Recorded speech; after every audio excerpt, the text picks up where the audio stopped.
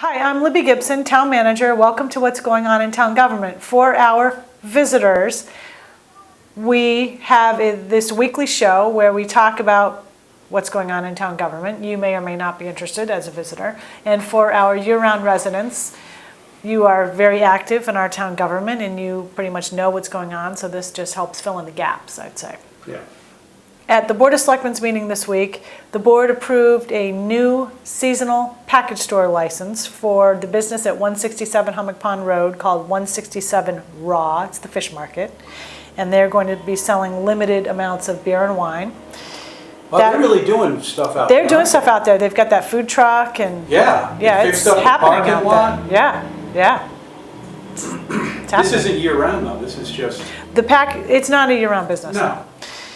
We also had a discussion about Town Pool, the new Town Pool location on Easy Street, 31 Easy Street, where there have been a series of different restaurants in the corner of Easy and Lower Broad. And the discussion had to do with they were coming in to seek a 2 a.m. closing time. And there was some confusion about when they actually are supposed to be closing now. 2 a.m.? 2 a.m. Well, the other businesses, several of them on Lower Broad close at 2 a.m. So they want to close at 2 a.m. Oh, okay. And they are selling food and other retail items from there. They have food in there. They do. There's a kitchen. Well, they bring the food in, is my understanding, from Millie's. They don't make it there. Interesting. Yeah. Anyway. So it's a mixture of food and overstock items? I don't know what they are. It's retail sales of something. All right. They were continued to our next meeting on July 20th because there was some information that needed to be clarified. There was also some neighbors who asked that certain conditions be imposed, like doors on the certain side of the building that faces the neighbors be closed at a certain time. So there was some confusion about whether or not Town Pool would agree to that. Or whether they felt they could agree to it, I should say. So that's going to be discussed again at the next meeting. We had an overview of the July 4th weekend from the Chief of Police and the Visitor Services Director. And basically, the plan to shut down the party went as it was planned to. We had state police over, assistance from the Sheriff's Department. There were checkpoints and glass was not allowed at the beaches. There were temporary trash cans set up in a lot of locations. A lot of checking of IDs. There were a number of underage drinking arrests and other arrests. But overall, it sounds like there wasn't the big party that we were fearing. Where was that party supposed to be? It was supposed to be in Nobadir. All right. And a lot of people tried to move to 40th Pole, and there were a lot of people at 40th Pole, but there were checkpoints and areas that were shut down because you can only fit so many people out there. And once you really got to that point, I think they were turned away. So sounds like it really went pretty well. Overall, much better than in prior years. So thanks very much to police and DPW because they were really on top of this whole thing. For people probably don't really know what goes into this, but for weeks and months we've been talking about the prep for this. So it was a massive amount of work that went into trying to keep this thing controlled for the island. So that was great, and the selectmen were strongly supportive of it. I want to mention one little thing. The Main Street activities on the 4th itself, which are organized by Visitor Services, went great, and the water fight was great. Everybody loves the water fight. But we're seeing a trend that's starting to occur, and this is probably going to sound like a wet blanket, but water balloons. Somehow water balloons and water guns even have entered into the mix here over the years. And they're getting more and more difficult for a lot of reasons. Obviously, you're going to get wet if you are in the range of the water fight. But a lot of people are actually bothered by having younger kids come up to complete strangers and squirt them in the face with a water gun or throw a water balloon at them or their child. And this happens. And people are complaining about it. But not only that, the debris from the water balloons is all over the street afterwards, and a lot of it gets washed into the storm drains and goes out into the harbor, which obviously we don't want.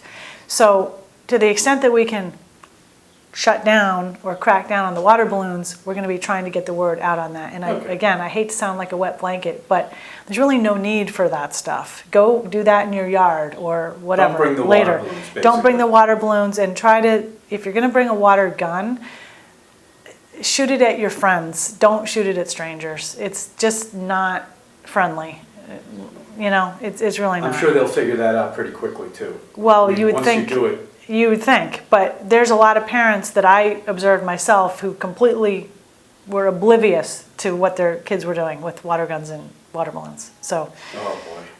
just, you know, Yeah. be fun, Have fun, and be but responsible right. about it, and don't be a jerk. Don't ruin it. I mean, Don't you ruin can it. And Right. if you want to do it still, just be it careful. right. where Do you it at your shoot friends or whatever, fine, but not at others. Right.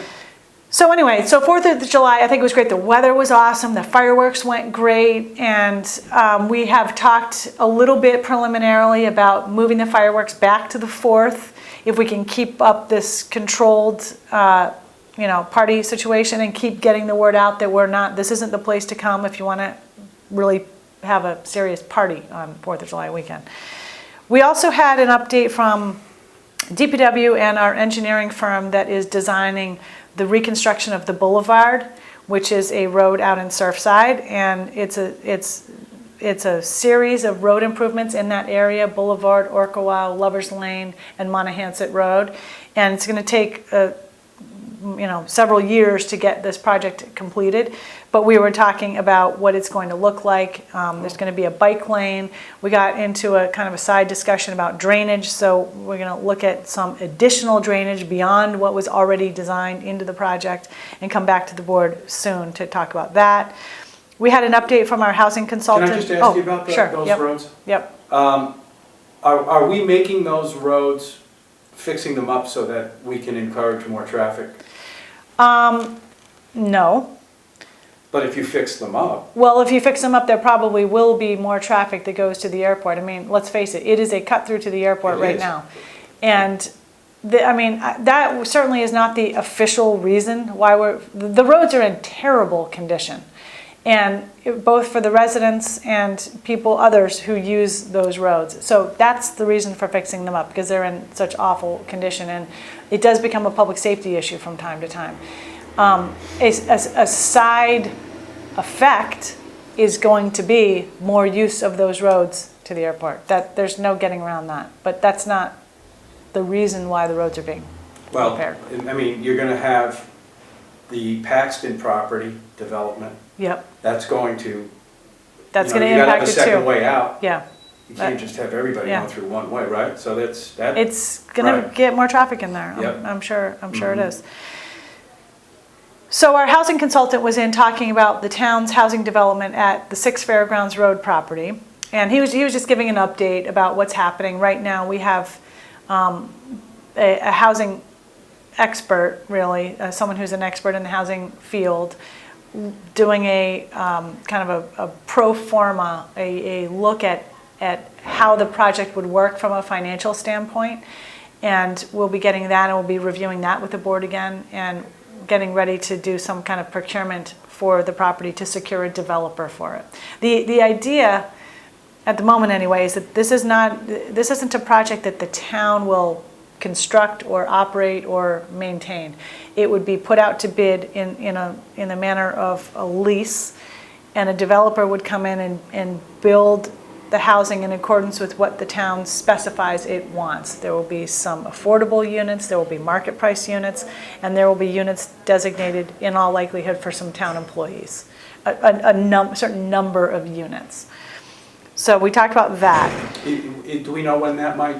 We're, well, Officially? we hoped it would be out by now, but it's a complicated project. We haven't done this before, so we want to make sure we do it right, and that we cross our Ts and dot our Is properly. So it's taking a little bit longer to get organized. Do you think that it makes sense to look, wait and see what Paxton, the apartments? Well, some the people effect on have suggested that, but this, I think the board is prepared to move ahead on this project because even with the Richmond property development, I don't think we still meet our state mandated affordable housing number. So. We also talked about the special town meeting that we have scheduled for October 17th, and the board talked about the timeline and the articles that are going to be on the town meeting. Right now, we've got articles in connection with sewering Matticat, Warren's Landing, and the Somerset Needs area. This map's online about this. It's a big project. It will require a ballot vote subsequent to the town meeting. We talked about articles in connection with a new island home facility at the Sherburne Commons site. We talked about, what else? There were a couple of miscellaneous articles that should get done sooner rather than later. There were a couple of budgetary issues for the water company and the airport. And the warrant timeline, there was a bit of a question about what the window of opportunity is for citizens to submit warrant articles for this town meeting. It's August 1st, and you need the signatures of at least 100 registered voters to get an article on a special town meeting. So bear that in mind. There's information on the town website about it.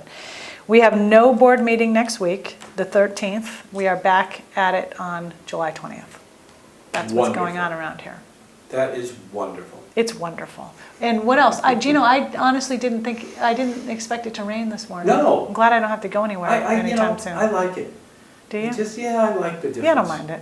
Huh? I don't mind it. But I like it. Let's keep it hot, right? Let's keep it hot. Keep You know, the that. other day when it rained, poured Oh. all morning. It was massive rain, but it was so beautiful in the afternoon. That was really, really nice. Yeah. Maybe it'll be like that today. Yeah, Maybe. it might be. I don't know. The only trouble with rain this time of year is downtown is mobbed. You just stay home. Don't even try to go anywhere. I think. Maybe take Would the you shuttle. say the island is as busy as it? I mean, pretty much right now. I'd say it's as busy as ever. I don't. What about personally, traffic? Have you noticed it? Well, traffic. I mean, that's increased. Don't we say every year the traffic is But it worse than does. ever?